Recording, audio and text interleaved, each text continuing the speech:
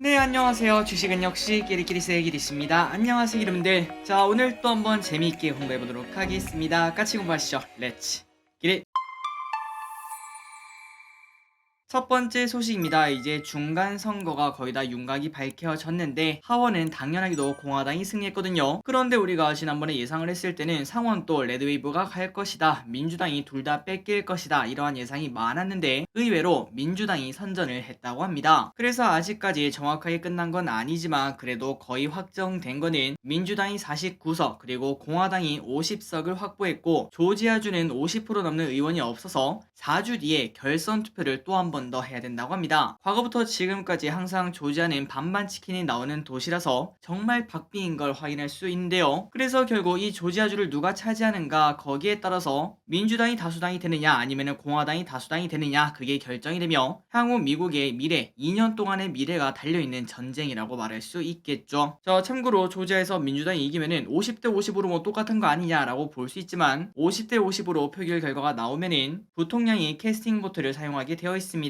그러니까 사실상 51대 50이라고도 말할 수 있겠죠. 그러니까 조지아주가 진짜 중요하게 바뀌었다라는 걸 확인할 수 있고, 그런데 우리가 이제 좀 고민을 해봐야 되는 거는 항상 우리가 주식 투자를 하다 보면은 가장 싫어하는 단어가 뭐죠? 맞습니다. 불확실성. 왼쪽으로 갈지 오른쪽으로 갈지 아예 모를 때 그때 증시는 출렁출렁 거리면서 우리의 계좌도 함께 출렁출렁 멀미를 하는 걸 확인할 수 있죠. 그렇기 때문에 지금부터 한 달간 이 불확실성 때문에 어떤 식으로 증시가 흘러갈지 우리가 관심 있게 봐야 될 것 같습니다. 다음입니다. 그러다 보니까 친환경이 급등을 했습니다. 한국뿐만 아니라 미국에서도 급등하는 모습을 나타냈죠. 지난번에 한번 공부했던 것처럼 친환경은 당연히 매력적인 섹터이며 이미 우리가 공화당이 이길 것으로 생각하고 상당 부분은 조정을 받았기 때문에 민주당이 이겼든 공화당이 이겼든 시기 차이가 있을 뿐 결국은 상승할 것이다, 이러한 생각을 같이 공부를 해봤었습니다. 그런데 방금 보다시피 깜짝 민주당의 선전이 나오며 어제 오늘 친환경주가 급등하는 모습을 나타냈고 특히 풍력 같은 경우가 조금 더 좋은 흐름을 나타내죠. 그 중심에는 우리나라 산업통상자원부가 2030년까지 풍력 비중을 늘린다, 이러한 소식도 같이 전했다고 합니다. 그러다 보니까 친환경 중에서 풍력이 조금 더 좋은 흐름을 나타내고 있으며 또한 오늘 CS윈드의 리포트가 많이 등장을 했으니까 여러분들이 직접 한 번쯤은 읽어보시면 좋을 것 같습니다. 그런데 또 직접 찾기는 또 공부하기 귀찮지 않겠습니까? 바로 보도록 하겠습니다. 메리츠증권이 본 CS윈드 목표 주가 8.6만원을 제시를 했습니다. 지금 가격이 67,000원이니까 충분히 20% 이상의 상승 여력을 확인할 수 있습니다. 그렇다면 이렇게 좋게 보는 이유가 뭔가? 일단 3분기 영업이익은 전년 동기 대비 57%나 성장을 했습니다. 성장하는 기업이라는 거겠죠. 단 이 와중에 매출액이 전 분기 대비 1% 하락한 거는 조금 아쉽다고 하는데요. 그런데 앞으로가 더 중요하다고 합니다. 인플레 감축법에 PTC 생산세액 공제가 포함이 되었기 때문에 내년에는 CS윈드의 수주 확대가 지속될 것으로 보인다고 하며 24년에는 이제 본격화될 것으로 예상이 된다고 합니다. 그러니까 내년도 좋은데 내후년은 더 좋다라고 말한다는 거겠죠. 참고로 위에 있던 이 PTC 생산세액 공제가 뭔가 봤더니 신재생으로 만든 전력을 판매할 때 기업에 세액 공제 혜택을 지원하는 거라고 합니다. 그래서 이런 것들은 당연히 친환경에 대한 당근 정책 아니겠습니까? 이 부분 때문에 친환경 기업들의 상승 탄력이 이어질 수 있다라고 해석을 해볼 수 있습니다.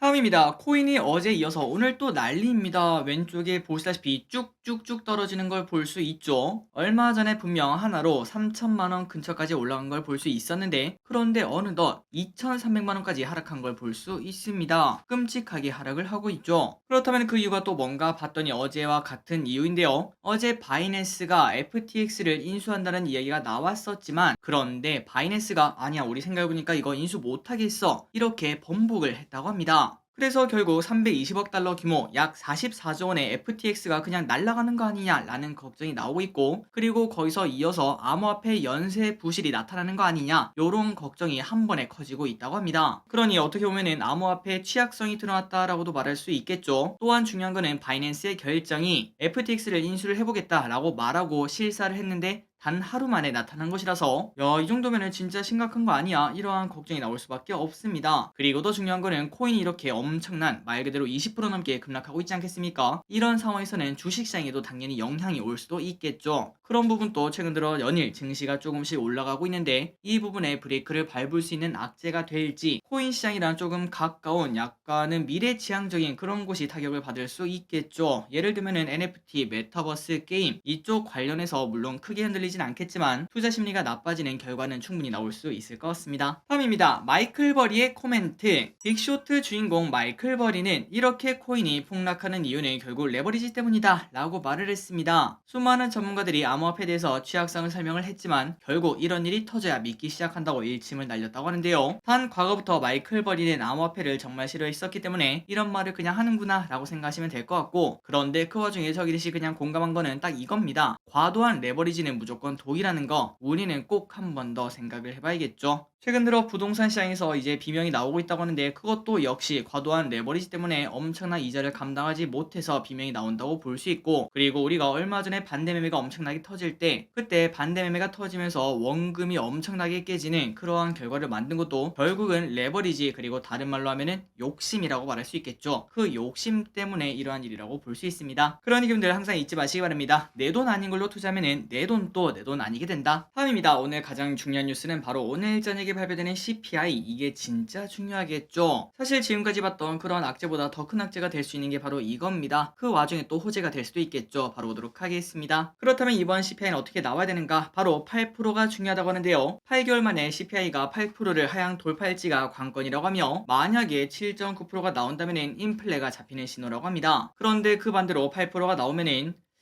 최소 하루 이틀 우리가 시달릴 수밖에 없다는 걸 충분히 인지를 하고 있죠. 그리고 8%가 넘게 나온다면 12월에 있을 FOMC에서도 자이언트 스텝이 나올 확률이 매우 높다고 합니다. 오늘 저녁에 어떻게 될지 관심 있게 보도록 하겠습니다. 다음 소식입니다. 테슬라 또 7% 급락. 얼마 전 헤드앤숄더 차트라서 더 하락한다고 한 사람들의 말이 이번에는 맞았네요. 물론 이번에도 또 하락한 이유가 있었습니다. 바로 머스크가 또 테슬라 주식을 팔았기 때문인데, 나스닥도 무려 2%나 넘게 하락해서 증시가 안 좋긴 했지만 7%가 하락하는 거는 분명 큰 타격이라고 말할 수 있습니다. 그리고 이번에 투자자들이 실망하는 이유는, 머스크는 지난 8월에 진짜로 내 이번에 팔고 안 팔 거야 라고 약속을 했지만, 그런데 단 2개월 만에, 진짜 너무하지 않습니까? 3개월도 아니라 2개월 만에 이렇게 주식을 또 판 걸 확인할 수 있으니까, 야, 이거는 진짜 믿을 수 있는 CEO가 아니다 라는 판단이 현재 나오고 있다고 합니다. 소확개미분들이 가장 많이 들고 있는 주식이 제가 알기로 테슬라로 알고 있는데, 그만큼 아마도 이걸 들으시는 기름들도 테슬라 주주분들이 많으실 거라고 생각합니다. 최근 들어 힘든 흐름을 나타내고 있는데 꼭 좋은 결과가 나오길 진심으로 바라겠습니다. 다음입니다. 쿠팡 3분기 흑자 전환 성공. 쿠팡이 드디어 흑자 전환에 성공을 했다는 소식입니다. 14년에 로켓 배송을 출범을 했는데, 야, 진짜 시간 빠르네요. 드디어 흑자 전환에 성공을 했다고 합니다. 그래서 3분기 실적이 어떤가 봤더니 전년 동기 대비 27% 매출액이 증가해서 6조 8천억, 영업이익은 흑자 전환해서 1039억을 달성을 했습니다. 앞으로 쿠팡 쭉쭉쭉 성장해서 과거에 $60인가요? 그때 주가도 꼭 회복하길 진심으로 바라겠습니다. 다음입니다. 혹시나 기름분들 중에서 최근에 이제 차를 좀 사야겠다, 아니면 중고차를 사야겠다 라는 고민이 있으신 분이 계시다면 이 부분은 꼭 참고하시면 될 것 같습니다. 자동차가 심상치 않다고 하는데요. 결과부터 말씀드리자면 슬슬 자동차 판매량이 떨어질 것으로 보이는 징조가 나타나고 있습니다. 아니 길이 무슨 소리야, 내가 차에 관심이 있어서 아는데 최근에 차 주문하면은 뭐 여전히 6개월, 1년, 그리고 뭐 하이브리드는 1년 6개월, 전기차는 2년 이렇게 걸린다던데 라고 말씀하시는 분들이 분명 많으실 것 같은데요. 그런데 막상 자기 차례가 오면은 적게는 10%, 많게는 30%의 고객이 저 그 차 못 받겠습니다, 안 삽니다 라고 취소를 한다고 합니다. 그렇다면 그 이유가 뭘까요? 단순 변심일까요? 그럴 리가 없겠죠. 바로 차를 살 때 많이들 할부로 사시는데 고금리 때문에 차를 함부로 살 수가 없는 그런 상황이 만들어진다고 합니다. 아니, 야, 금리가 뭐 1년 만에 올라봐야 얼마나 올랐겠어 라고 말할 수 있겠지만, 올해 초에 2.7%인데 지금은 무려 6.1%, 그리고 내년에는 뭐 8%, 9%, 많이 가면은 10% 이런 얘기까지 나오다 보니까 이거는 감당이 안 되겠죠. 내가 차를 사는 게 아니라 그냥 차가 나를 사는 수준입니다. 게다가 내년에 경기 침체까지 온다고 하니까 우리의 지갑은 더 다칠 거고, 결국은 차를 주문한 사람들이 빠르게 취소할 확률이 높다고 볼 수 있겠죠. 물론 나중에는 또 상황이 바뀔 수 있겠지만, 그런데 지금 봤을 때는 아마도 내년 초반쯤 되면은 지금 차를 주문하신 분이 뭐 예를 들어 1년 걸린다고 했는데 한 6개월, 7개월 만에 받아볼 수 있는 그런 확률도 분명히 있을 것 같고, 그리고 가면 갈수록 그런 대기 기간이 짧아지면은 우리가 지금 자동차 살 때는 사실 현대차가 값 아니겠습니까? 차를 달라고 해도 안 주니까 현대차가 갑이죠. 그 말인즉슨 우리가 조금 더 비싸게 주고 살 수밖에 없었는데, 하지만 내년 후반이 되면은 약간 상황이 또 반전이 될 수 있지 않을까, 옛날처럼 차를 살 때 조금은 선택권이 우리에게 주어지는 상황이 벌어지지 않을까라는 부분은 우리가 꼭 고민을 해봐야 될 것 같습니다. 그래서 우리가 이걸 보면 일단 고민이 생기는 게, 야 잠깐만, 현대차랑 기아 그러면 주가 흐름이 또 안 좋아지는 거 아니야 라고 볼 수 있을 것 같은데요. 하지만 일단 당장은 그렇지 않을 것 같습니다. IRA 법안 이것 때문에 이미 상당 부분 조정을 받은 바 있었고, 그리고 자동차 대기가 떨어진다고 하더라도 이미 엄청나게 많이 쌓여있는 그런 것들 때문에 향후 1년에서 2년 안에 현대차의 재고가 쌓이는 그 정도의 상황까지는 가지 않을 거라고 봅니다. 그렇기 때문에 완성차 업계는 지금 당장 굳이 걱정할 필요는 없을 것 같고, 내년 되면은 그때 어떤 식으로 판매량이 나오는지 그 부분을 확인하시면 될 것 같습니다. 그런데 그 와중에 중고차 업계는 조금 다를 수 있습니다. 이걸 보면서 한번 보도록 할게요. K카 목표 주가 하락. 자, 이 리포트는 참고만 하시면 될 것 같습니다. 11월 4일에 나온 리포트, 그러니까 한 일주일 정도가 되었기 때문에 뜨끈뜨끈한 리포트는 아니고 그냥 약간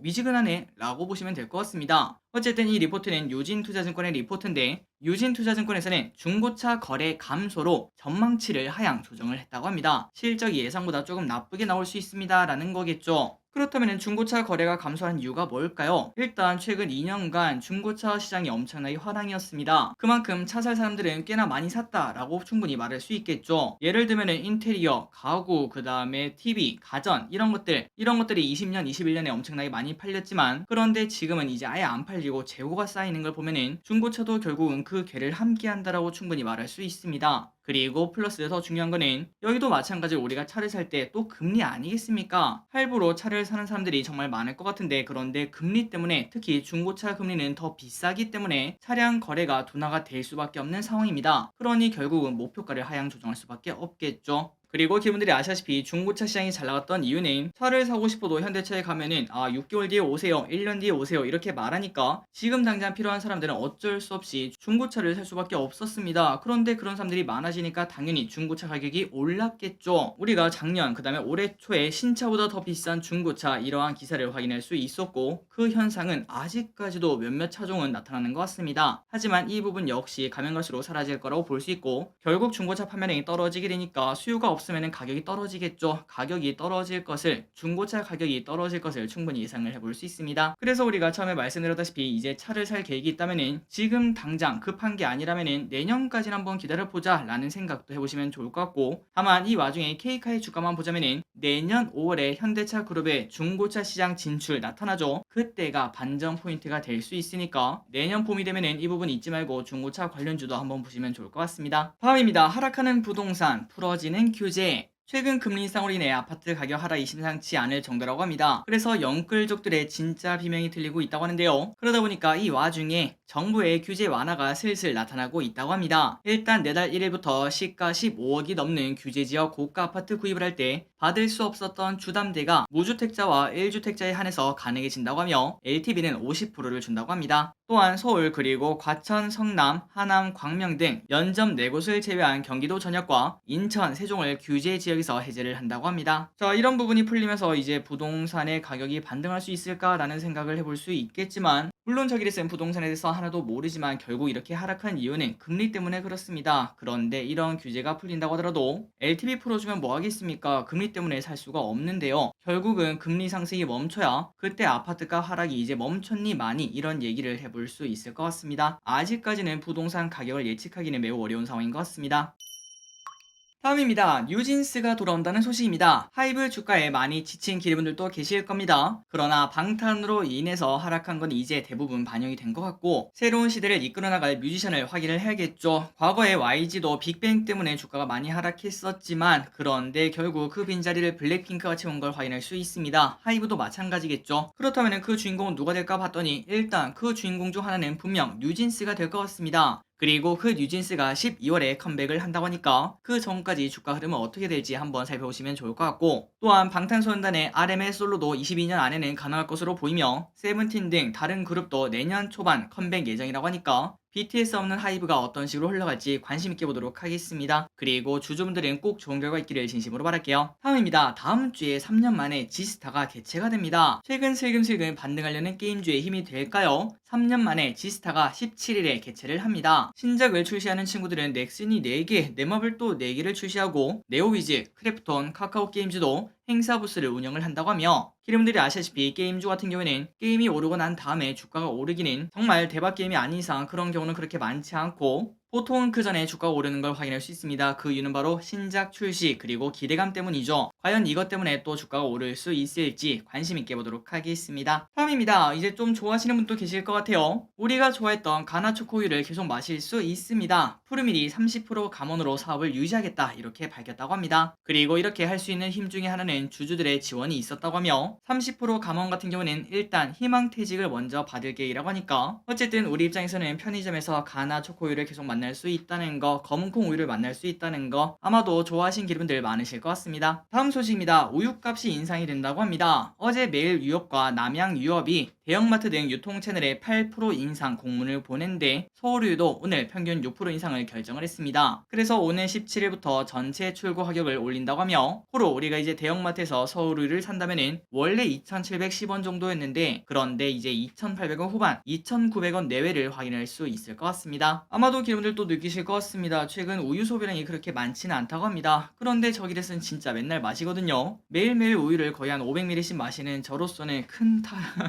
타격이라고 말할 수 있습니다. 마지막 소식입니다. 자율주행 차 달린다. 저 기릿이 가장 좋아하는 섹터 중 또 하나죠. 결국 미래에는 열릴 수밖에 없다라고 보는데, 일단 강남에서 카카오 모빌리티와 현대차의 합작품인 자율주행 시범 서비스가 시작한다고 합니다. 양사는 지난 9월에 자율주행 MOU를 체결한 바 있는데 벌써 시범 서비스를 보여준다는 거겠죠. 다만 아직까지는 시범 운영 기간에 양사의 임직원이나 관계사를 대상으로만 서비스를 하고, 복잡성, 사고 위험성 이런 것들을 고려해서 운행 시간은 평일 오전 10시부터 오후 4시까지만 운행을 한다고 합니다. 여러분들이 아시다시피 서울 그리고 강남은 전 세계에서 가장 복잡한 도로 중 하나겠죠. 이런 도로에서 자율주행을 성공리한다면 충분히 인정을 받는다고 볼 수 있습니다. 이 서비스가 잘 진행되고 사건 사고가 없길 진심으로 바라며 5년 안에는 전국에서 자율주행 택시가 돌아다니는 그러한 한국이 되었으면 좋겠습니다. 오늘의 시황전은 여기까지 끝났습니다. 항상 이렇게 같이 공부해서 진심으로 감사합니다. 지금까지 기대셨습니다. 빠이요.